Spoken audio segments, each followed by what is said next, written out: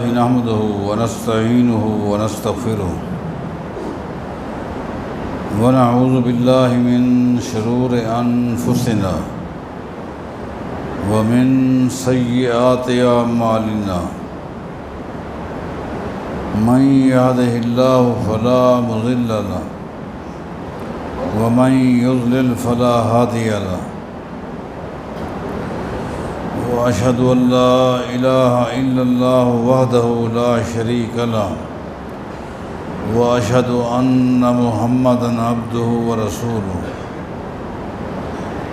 اللهم صل على محمد وعلى آل محمد كما صليت على إبراهيم وعلى آل إبراهيم إنك حميد مجيد اللهم بارك على محمد وعلى آل محمد كما باركت على إبراهيم وعلى آل إبراهيم إنك حميد مجيد من يطع الله ورسوله فقد رشد واهتدى ومن يعص الله ورسوله فقد ضل وغوى أما بعد فإن خير الحديث كتاب الله وخير الهدي هدي محمد صلى الله عليه وسلم وشر الأمور محدثاتها وكل محدثة بدعة وكل بدعة ضلالة وكل ضلالة في النار أعوذ بالله من الشيطان الرجيم بسم الله الرحمن الرحيم وقرن فی بیوتکن ولا تبرجن تبرج الجاہلیۃ الاولی واقمن الصلاۃ وآتین الزکاۃ واطعن اللہ ورسولہ انما یرید اللہ لیذھب عنکم الرجس اہل البیت ویطہرکم تطہیرا۔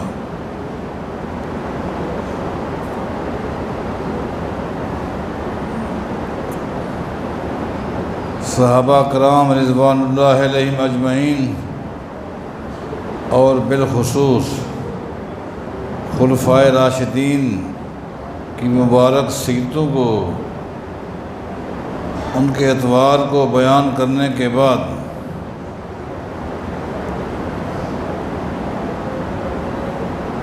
اہل بیت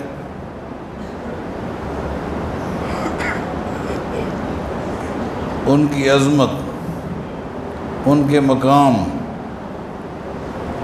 کو عمومی طور پر آپ کے سامنے پیش کیا۔ اہل بیت میں کون حضرات شامل ہیں، دلائل کے ساتھ اس نقطے کو بھی بیان کر چکا ہوں۔ ساتھ ہی ساتھ انفرادی طور پر اہل بیت میں سے چند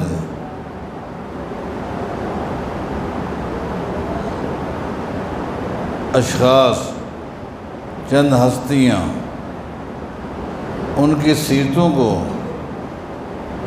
ان کی خدمات کو، ان کے منہج اور فکر کو الگ الگ علیحدہ بیان کرنے کا پروگرام بنایا ہے، اور اس پروگرام کے پیچھے بہت سارے مقاصد ہیں۔ سب سے بنیادی اور مرکزی نقطہ یہ ہے، چونکہ ہمارا یہ عقیدہ ہے کہ جب تک کوئی شخص اہل بیت کا احترام نہیں کرتا، اہل بیت سے محبت نہیں کرتا، اہل بیت اور صحابہ کرام ان کے نقش قدم پر نہیں چلتا، ان کا ایمان مکمل ہو ہی نہیں سکتا۔ ضمناً ان لوگوں کے سامنے بھی اس بات کو واضح کرنا ضروری ہے جو خام خواہ ہم جیسے فقیروں کے بارے عجیب و غریب قسم کے الفاظ استعمال کرتے ہیں۔ کوئی کہتا ہے یہ صحابہ کرام کو نہیں مانتے، کوئی کہتا ہے اہل بیت کے منکر ہیں، کوئی کچھ کہتا ہے۔ اس لیے اگرچہ پہلے بھی گاہے بگاہے ان عظیم ہستیوں کے کردار، ان کی سیرت پر گفتگو ہوتی رہتی ہے، اور اب تو دوسرا سال شروع ہو چکا ہے، مسلسل اسی نقطے پر گفتگو ہو رہی ہے، تاکہ سیدھے سادے مسلمانوں کے دل و دماغ میں ہمارے حوالے سے جو اس طرح کی باتیں مٹھائی جاتی ہیں، دلائل کے ساتھ ان کو کلیئر کیا جائے۔ میں نے کہا بنیادی نقطہ یہ ہے کہ ہمارے ایمان کا حصہ ہے اہل بیت کے ساتھ محبت کرنا، عقیدت رکھنا، ان کا احترام کرنا، بلکہ اہل بیت کے نقش قدم پر چلنا، ان کی سیرت کو اپنے لیے مشعل راہ سمجھنا، اس کو ہم اپنے ایمان کا عظیم ترین حصہ سمجھتے ہیں۔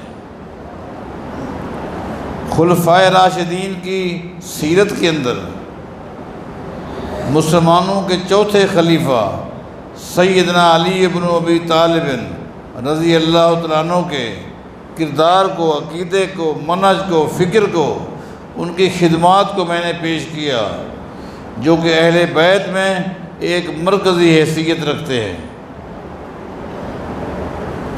آج سیدنا علی بن ابی طالب رضی اللہ تعالیٰ عنہ کے بڑے بیٹے سیدنا حسن بن علی رضی اللہ تعالیٰ عنہما کے فکر کو، ان کی سیرت کو تفصیل کے ساتھ آپ کے سامنے شروع کرنے لگا ہوں۔ اس عقیدے کے تحت، اس جذبے کے تحت، اس سوچ کے ساتھ کہ اللہ تعالیٰ ہمیں ان لوگوں کے ساتھ محبت کرنے والا بنا دے، ان کا احترام کرنے والا بنا دے، اور ان کے کردار کو اپنانے والا بنا دے۔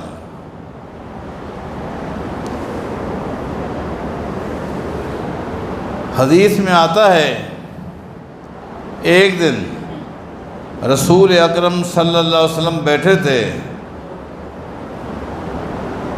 کہ ام فضل رضی اللہ تعالیٰ عنہ آتی ہے، پریشانی کے عالم میں تھی، چہرہ اترا ہوا تھا، غم زدہ تھی، اور نبی علیہ السلام کے سامنے آ کر بیٹھ جاتی ہے۔ کون؟ ام فضل رضی اللہ عنہ آ کر کہتی ہے کہ انی رأیت فی المنام، اے اللہ کے رسول صلی اللہ علیہ وسلم، میں نے ایک خواب دیکھا ہے، اس خواب نے مجھے پریشان کر دیا ہے۔ خواب کیا دیکھا ہے؟ کأن عضوا من اعضائک فی بیتی، میں نے خواب میں دیکھا کہ آپ کے جسم کا ایک حصہ میرے گھر میں پڑا ہوا ہے۔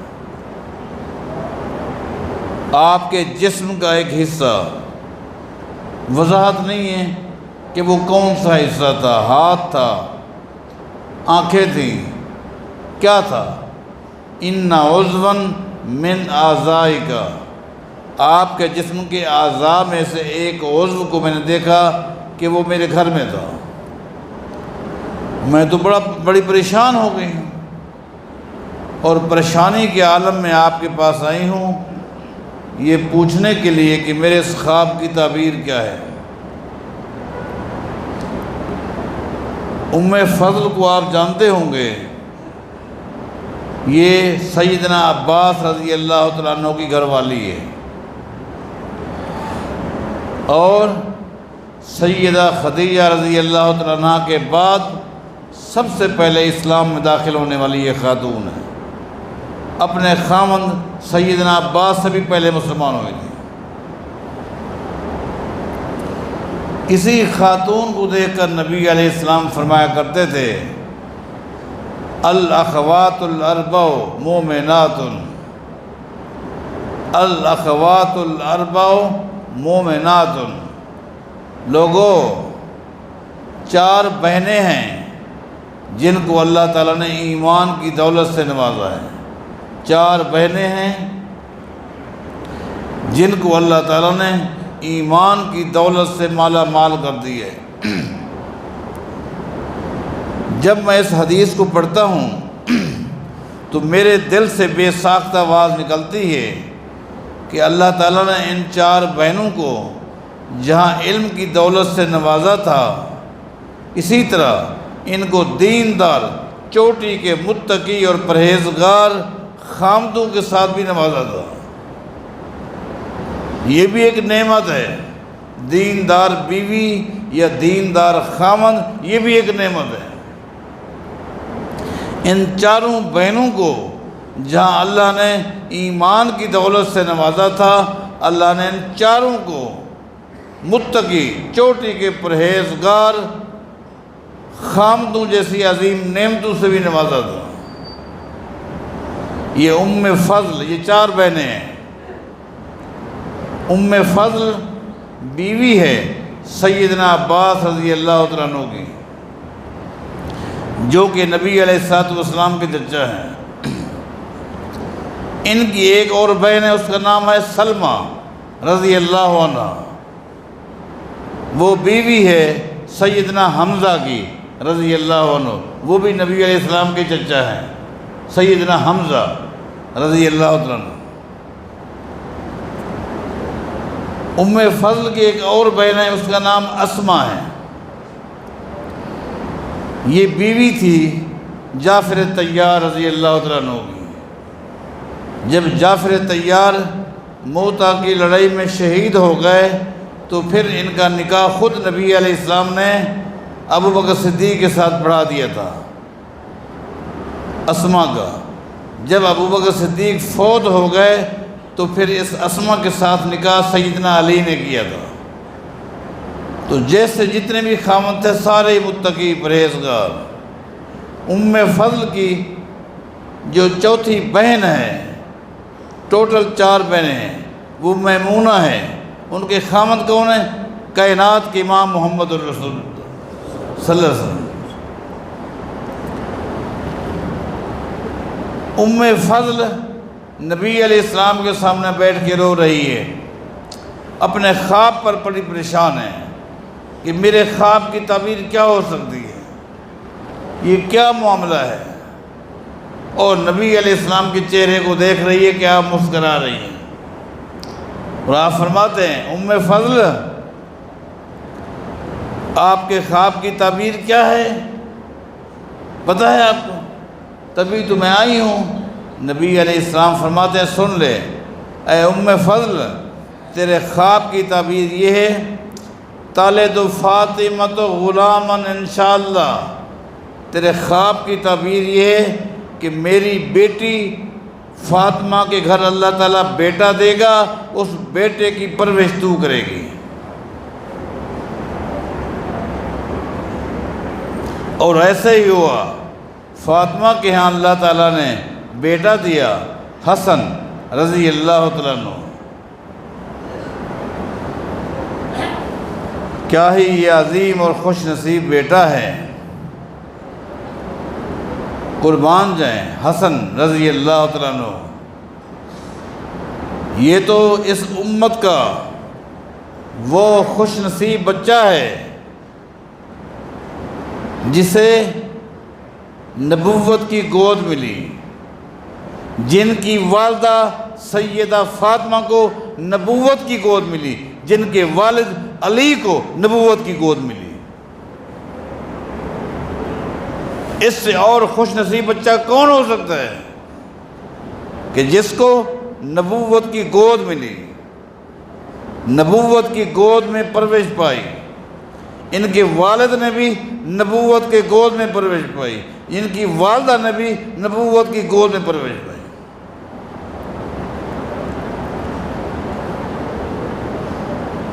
جسے پتہ ہی نہیں دور جاہلیت ہوتا کیا ہے، جسے پتہ ہی نہیں ہے شرک کس کو بولتے ہیں، جسے پتہ ہی نہیں کہ گناہ کس کو بولتے ہیں۔ قربان جائیں قربان ہے، معصوم بچہ۔ ایک دن نبی علیہ السلام اس معصوم بچے کو صحابہ کی موجودگی میں اپنی گود میں لے کر بیٹھے ہیں۔ کس کو؟ حسن رضی اللہ تعالیٰ عنہ کو اپنی گود میں لے کر بیٹھے ہیں، اور نبی علیہ السلام فرما رہے ہیں ان ابنی ھذا سید، یہ حدیث صحیح مسلم میں ہے، ان ابنی ھذا سید، لوگو یہ میرا بیٹا وقت آنے والا ہے اور وقت کا سردار بننے والا ہے، وقت کا سردار بننے والا ہے۔ لعل اللہ ان یصلح بہ بین الفئتین من المسلمین، لوگو ایک وقت آئے گا، میری امت پر ایک وقت آنے والا ہے کہ میری امت دو حصوں میں تقسیم ہو جائے گی، میری امت دو حصوں میں بٹ جائے گی، مسلمان دو حصوں میں تقسیم ہو جائیں گے، اور ان کو پھر اللہ تعالیٰ میرے اس بچے جو وقت کا امام بننے والا ہے، وقت کا سردار بننے والا ہے، اس کے ذریعے اللہ تعالیٰ مسلمانوں کے دو گروہوں کے درمیان صلح کرا دے گا۔ حضرات، اس حدیث پر آج غور کرنا ہوگا۔ ہم سب کا عقیدہ ہے، اور ایک مسلمان کا یہ عقیدہ ہونا چاہیے کہ علم غیب ایک اللہ کی صفت ہے۔ کس کو دنیا کے اندر کتنا دن ملے ہیں اللہ کے علاوہ کوئی نہیں جانتا، کس کی موت کب آئے گی، کسی کو جوانی ملے گی کہ نہیں ملے گی، بڑھاپے کے مراحل طے کرے گا کہ نہیں کرے گا، کس نے کب مرنا ہے اللہ کے علاوہ کوئی نہیں جانتا۔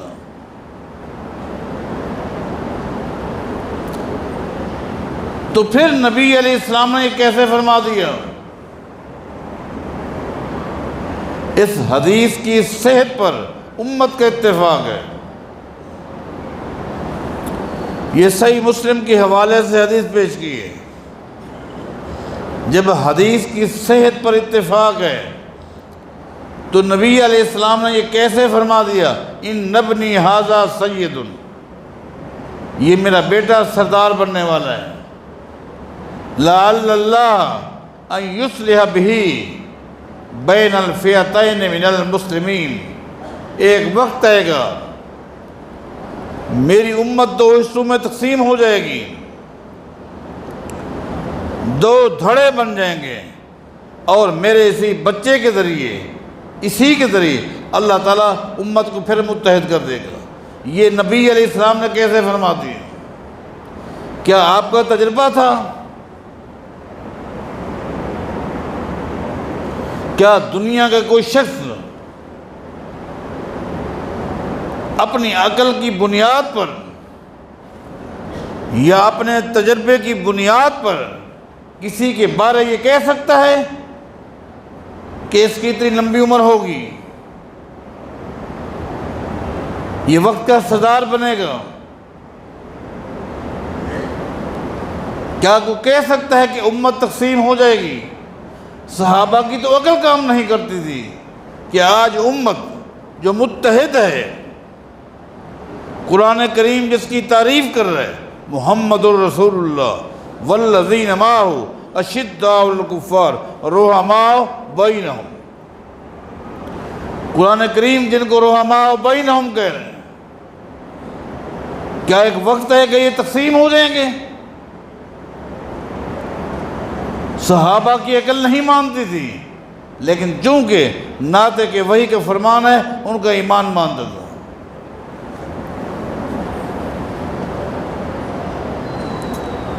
اور یہ اس بات کی دلیل ہے، لوگوں اس نقطے کو ہمیشہ ذہن رکھو، یہ اس بات کی دلیل ہے کہ نبی علیہ السلام کا فرمان، آپ کی حدیث، آپ کا فیصلہ، آپ کا حکم اللہ کی وحی سے ہے۔ یہ ہے اس آیت کا معنی، وَمَا يَنْطِقُ عَنِ الْهَوَىٰ إِنْ هُوَ إِلَّا وَحْيٌ۔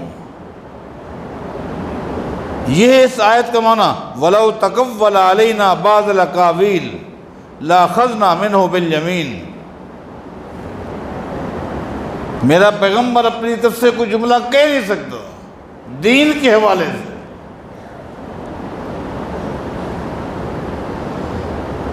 آپ نے فرمایا کہ ایک وقت آئے گا، اس کا مطلب یہ ہے آپ چونکہ عالم الغیب تو نہیں تھے، آپ کے پاس جو علم تھا وہ علم غیب نہیں تھا، علم وحی تھا، وہ وحی کا علم تھا۔ علم غیب اللہ کی صفت ہے۔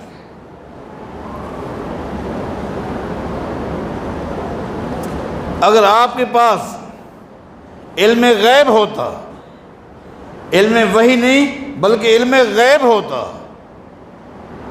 تو پھر جس وقت سید عائشہ رضی اللہ تعالیٰ عنہ نے آپ کو بتایا کہ کہیں میرا ہار گم ہو گیا ہے، میرا ہار گم ہو گیا ہے، تو نبی علیہ السلام رات کی تاریکی میں صحابہ کو لے کر اس میدان میں سید عائشہ کا ہار تلاش نہ کرتے بلکہ فرماتے تیرا ہار وہاں پڑا ہوا۔ اگر آپ کے پاس علم غیب ہوتا تو جس وقت مکہ سے کچھ لوگ نکل کر حدیبیہ کے کنویں کے قریب آ کر کہنے لگے کہ تمہارے ساتھی عثمان کو قتل کر دیا گیا ہے، تو نبی علیہ السلام نے کیا کیا؟ صحابہ کو جمع کیا کہ عثمان کے بارے اطلاع آئی ہے کہ مکہ والوں نے ان کو شہید کر دیا ہے۔ کون ہے جو عثمان کے بدلہ لینے کے لیے محمد کے ہاتھ پر بیعت کرتا ہے؟ صحابہ نے میرے پیغمبر کے ہاتھ پر بیعت کی، جس بیعت کو قرآن نے بیان کیا، لَقَدْ رَضِيَ اللَّهُ عَنِ الْمُؤْمِنِينَ إِذْ يُبَايِعُونَكَ تَحْتَ الشَّجَرَةِ۔ اگر نبی علیہ السلام کے پاس علم غیب ہوتا تو آپ فرما دیتے یہ جھوٹ بول رہے ہیں، مجھے پتہ ہے، میں جانتا ہوں عثمان بڑے وقار کے ساتھ مکہ میں بیٹھا ہوا ہے۔ اگر نبی علیہ السلام کے پاس علم غیب ہوتا تو مکہ کے کافر جب نبی علیہ السلام کے پاس کچھ سوالات لے کر آئے جن کا جواب نبی علیہ السلام کو نہیں آتا تھا، کیوں؟ آپ کے پاس علم غیب نہیں تھا، آپ کے پاس علم وحی تھی۔ اس انتظار میں، اس امید کے ساتھ کہ جبریل آ جائیں گے، جواب مل جائے گا، لیکن یا اللہ تعالیٰ میرے دل میں القاء کر دے گا، نبی علیہ السلام نے مکہ کے کافروں سے کہہ دیا کل آ جانا، تمہارے سوالوں کا جواب کل مل جائے گا۔ اگلے دن آگے، اللہ نے وحی نہیں بھیجی، نہ پیغمبر کے دل میں سوالوں کا جواب ڈالا، نہ جبریل کو بھیجا۔ اگلے دن کافر آ گئے، ہاں کیا بنا اے محمد صلی اللہ علیہ وسلم، ہمارے سوالوں کا کیا بنا؟ نبی علیہ السلام فرماتے کل آنا، ٹھیک ہے تمہاری کل بھی دیکھ لیں گے۔ وہ آتے رہے، اللہ نے نہ میرے پیغمبر کے دل میں وحی کی ایک شکل القاء کی ہوتی ہے، نہ بات القاء کی، نہ جبریل کو بھیج کر جواب دیا۔ کئی دنوں کے بعد اللہ نے سورہ کہف نازل کی، سوالوں کا جواب بھی تھا، اور ساتھ اپنے پیغمبر سے بھی اللہ نے کہہ دیا آج کے بعد جب کسی سے وعدہ کرو انشاءاللہ پڑھ لیا کرو۔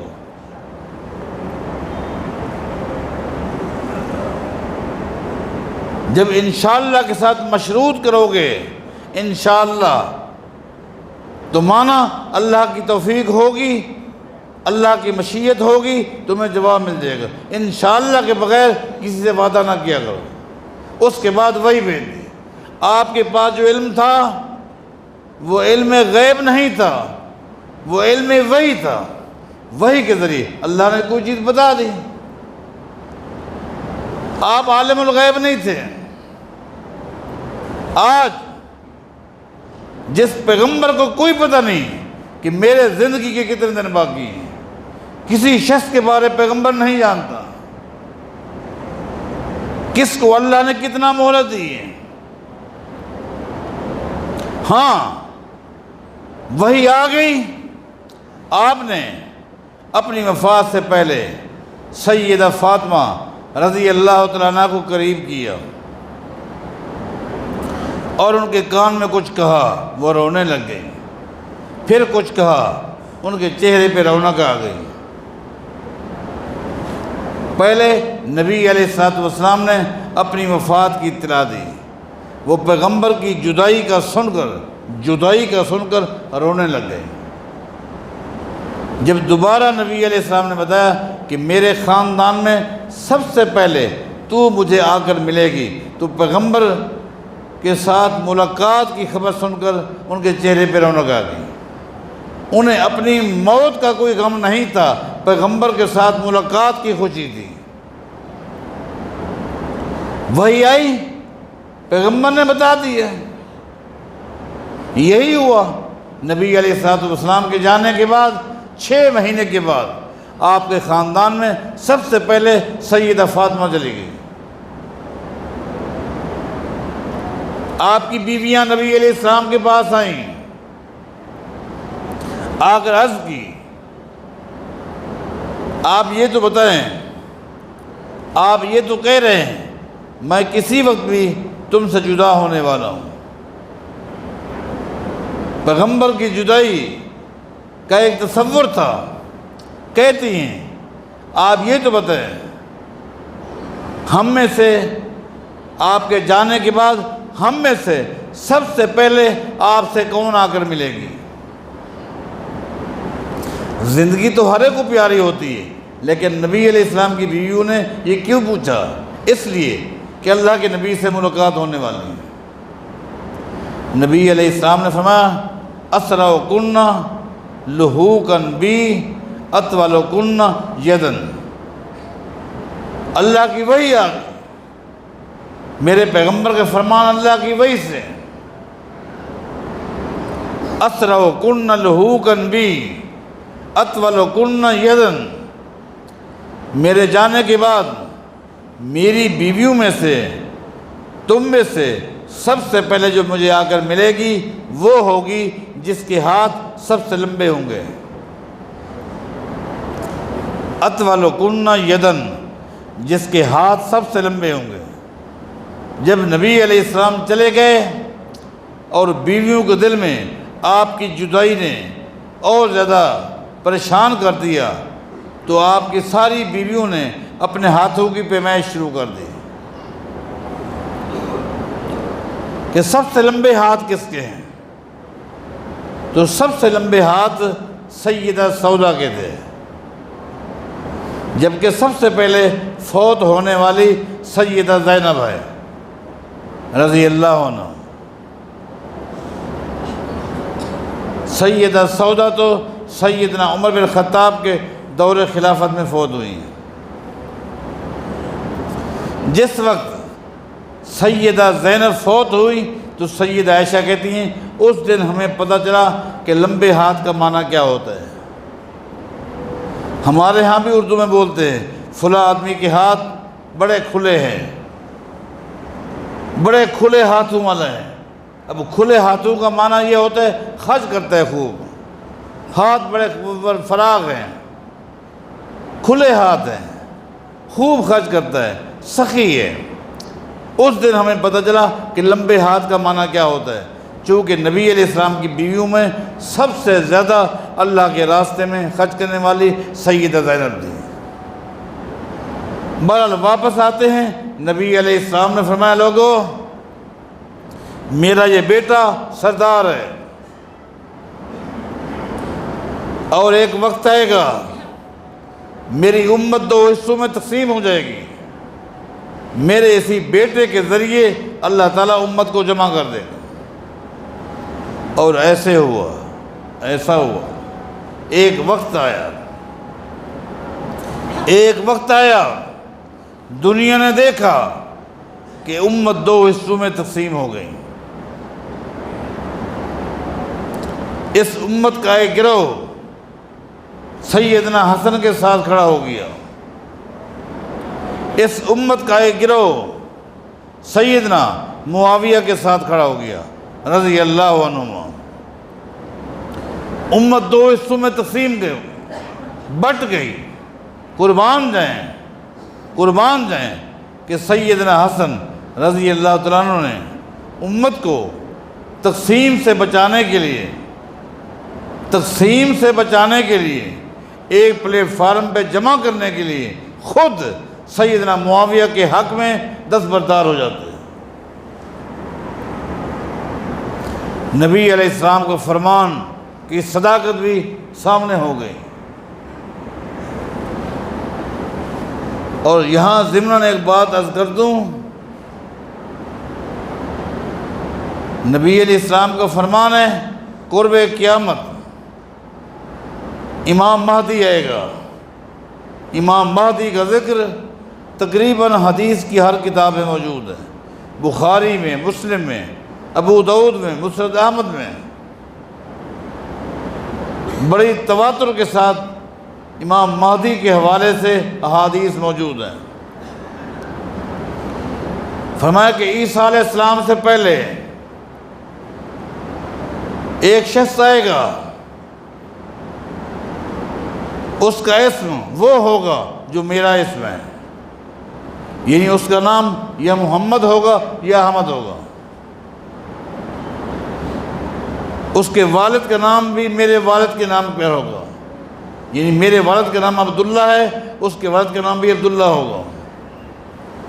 اور ایک حدیث میں آتا ہے کہ وہ امام مہدی جو ہے وہ میری بیٹی سیدہ فاطمہ کی اولاد میں سے ہوگا، اور ایک حدیث میں آتا ہے کہ میری بیٹی سیدہ فاطمہ کے بیٹے سیدنا حسن کی اولاد میں سے ہوگا۔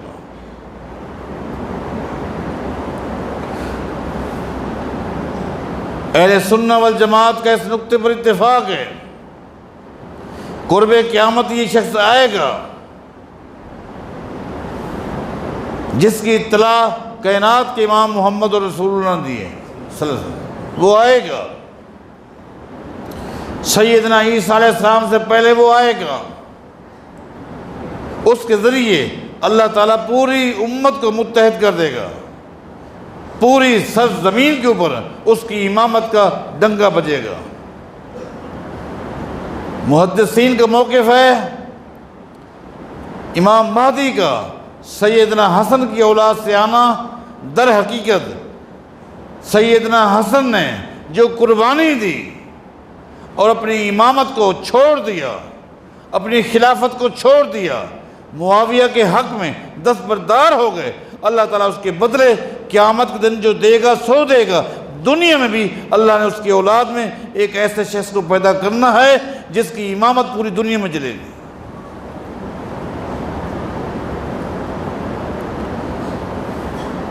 حتیٰ کہ حدیث میں آتا ہے سیدنا عیسیٰ علیہ السلام جب آئیں گے تو نبی علیہ السلام فرماتے ہیں